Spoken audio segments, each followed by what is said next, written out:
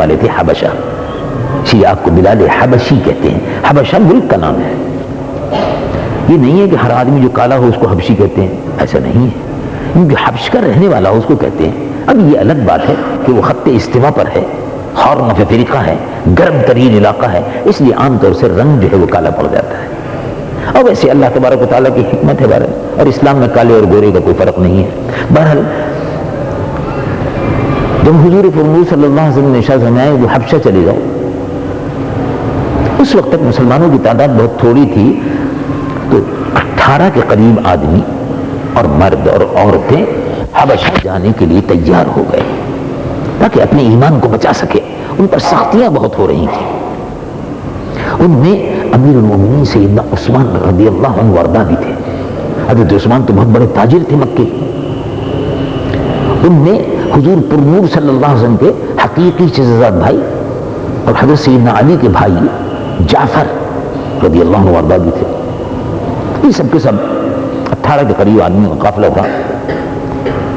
حبشہ کی طرف گئے. حبشہ میں اس زمانے میں حکومت تھی عیسائیوں کی، اس لیے کہ آپ کو یاد ہے کہ حضور پر نور صلی اللہ علیہ وسلم سے تقریباً 550 برس پہلے حضرت عیسیٰ علیہ السلام تھے. حضور پاک صلی اللہ علیہ وسلم سے پہلے تو عیسائیت اس علاقے میں پھیل چکی تھی. وہاں عیسائیوں کی حکومت تھی حبشہ کے ملک پر، ایتھوپیا پر، اور بادشاہ بڑے دبدبے سے حکومت کرتے تھے، اور پادری اور یہ اور وہ اور دربار، یہ ساری چیزیں تھی. یہ 18 آدمیوں کا قافلہ جان بچا کر، ایمان بچا کر حبشہ پہنچ گیا. مکے کے کافروں کو خبر لگی، ان کا اچھا اب آج اتنے آدمی چلے گئے، کل اور چلے جائیں گے، کل اور چلے جائیں گے، پھر یہ سب ایمان والے اکٹھے ہو جائیں گے، پھر یہ کہیں اکٹھے ہوں گے تو وہاں اپنی حکومت قائم کر لیں گے، تو پھر یہ مکے کو فتح کر. اب یہ ان کے خیالات آنے شروع ہوئے. کبھی تو پھر کیا کرنا چاہیے؟ اب شیطانوں نے مشورہ شروع کیا، ابو جہل نے اور انہوں نے، یہ سب کے سب، ابو جہل ہوئے، عتبہ ہوئے، شیبہ ہوئے، ولید ہوئے، یہ سب جو بڑے بڑے کافر تھے. کبھی تو کیا کرنا چاہیے؟ ان کا بھی ایسی تدبیر کرو، یہ جو چلے گئے ہیں نا ان کو پکڑ کے لاؤ اور ان کو ایسی مار مارو کہ پھر اگلا کوئی جانے بھی نہ پائے، اور یہی رہیں اور یہاں ہم ان پر سختی کرتے رہیں تاکہ یہ رسول اللہ صلی اللہ علیہ وسلم کے دامن کو چھوڑ دیں، یعنی اسلام کو چھوڑ دیں. سختی بڑی ہوتی تھی. قدم قدم پر مسلمانوں کو باہر سڑکوں پر نکلتے تھے تو مار پٹائی ہوتی تھی. کافر تھوکتے تھے، کوئی گالی دیتا تھا، کوئی گوبر ڈالتا تھا، کوئی اوجھڑی ڈال دیتا تھا. حضور پر نور صلی اللہ علیہ وسلم کی ذات اقدس پر حملے ہوتے تھے، اوجھڑی ڈالی جاتی تھی، کانٹے رستے میں بچھائے جاتے تھے. ان حالات میں سبحان اللہ صحابہ رضوان اللہ علیہم اجمعین کا کیسا مضبوط ایمان تھا کہ ان تمام سختیوں کو برداشت کرتے رہے. صحابہ تمام سختیوں کو برداشت کرتے رہے اور کسی قیمت پر ایمان کو نہیں چھوڑا، حضور کو نہیں چھوڑا. بہت بڑی بات ہے. جو وہ اب یہ کوئی ایسا آسان مسئلہ نہیں تھا کہ بھائی ہجرت کر جاؤ، دکان چھوڑ دو، مال چھوڑ دو، کاروبار چھوڑ دو اور ہجرت کر جاؤ آسانی کے ساتھ میں، اور وہاں جا کے لمبا سفر، ریگستان کا سفر، اور درمیان میں حبشہ اگر جائیں تو درمیان میں ریڈ سی آتا ہے تو سمندر عبور کرنا ہوتا. ریڈ سی، بحر احمر جس کو کہتے ہیں، وہ ریڈ سی آتا ہے. اس کے بعد افریقہ شروع ہوتا ہے. تکلیفیں برداشت کرتے ہوئے یہ لوگ وہاں پہنچ گئے. یہ وہاں پہنچے، ان کے پہنچنے کے بعد ہی تھوڑے دن کے بعد مکے کے کافر بھی پیچھے پیچھے. یہ لوگ جب وہاں گئے، عیسائیوں کا ملک تھا، کسی قسم کی کوئی تکلیف ان کو نہیں ہوئی. جاتے کے ساتھ ہی وہاں انہوں نے اپنے آپ کو سیٹ کر لیا، رہائش اختیار کر لی. مکے کے کافر جو پہنچے تھے انہوں نے جا کے بہت بڑی یہ تحفے تحائف لے کے گئے اور بادشاہ کی خدمت میں پہنچے اور کہا بادشاہ بڑا ظلم ہم پر ہو رہا ہے مکے والوں پر. اچھا کیا ہوا؟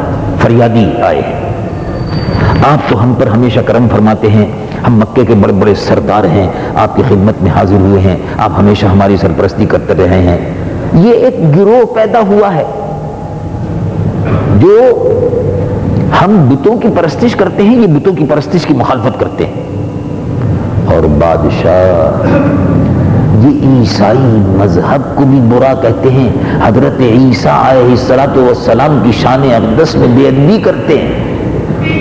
تو آپ غور فرمائیے، یہ شکایتیں انہوں نے کی. اچھا، انہیں بھڑکانے کے لیے، اس لیے کہ بادشاہ تو عیسائی تھا. بادشاہ کا نام تھا اسحمہ.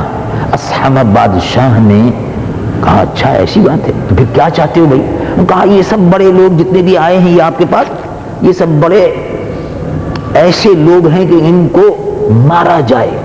یہ انہوں نے ہمارے ملک میں مکہ معظمہ میں فتنہ پیدا کر دیا، گھر گھر لڑائی ہو رہی ہے.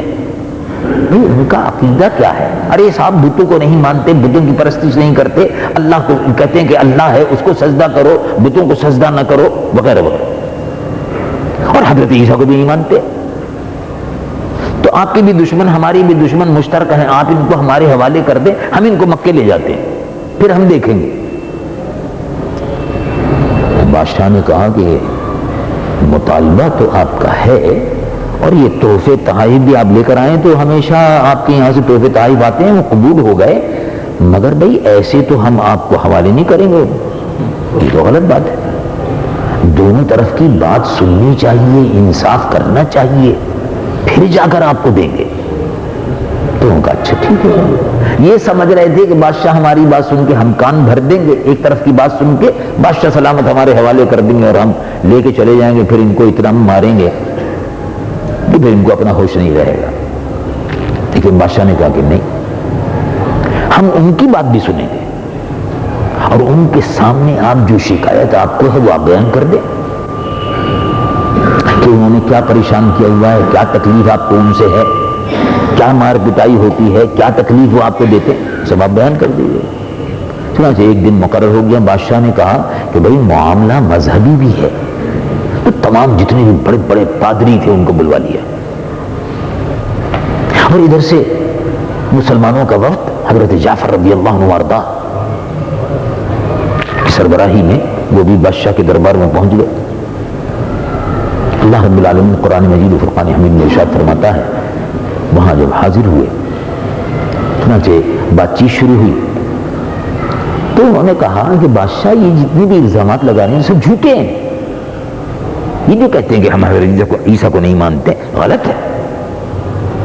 ہم حضور پرنور سید العالمین محمد رسول اللہ صلی اللہ علیہ وسلم پر جو قرآن نازل ہوا ہے اس قرآن میں ہمیں یہ کہا گیا ہے کہ حضور پرنور صلی اللہ علیہ وسلم سے تشریف لانے والے پہلے جتنے بھی پہلے پیغمبر ہیں ان سب پر ایمان لاؤ. اگر ان پر ایمان نہیں لاتے تو مسلمان نہیں ہو.